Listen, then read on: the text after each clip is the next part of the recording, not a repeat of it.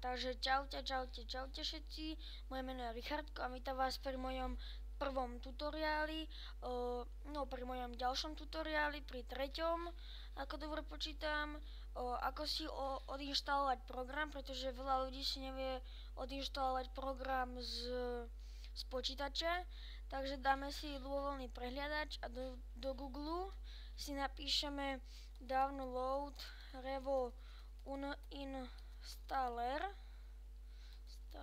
tak, počkáme, a hneď si dáme, ja najradšej sťahujem cez toto, keď tak vám dám link do popisu videa.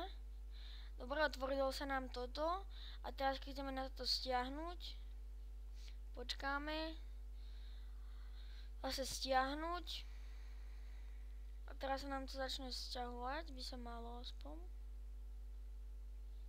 No, sťahuj. Tak, teraz sa nám to sťahuje. No, teraz sa nám to stiahuje. Dobre, už to máme. Teraz klikneme na to raz, alebo dvakrát, ako má nastavené ináč. Dáme áno, ďalej, súhlasím. Tuto si vyberajte, kam to chcete uložiť. Ja si to uložím tuto. Počkáme teraz. A toto si očkrtnete, či to chcete spustiť alebo nie. Ja to teraz nechám, dám dokončiť.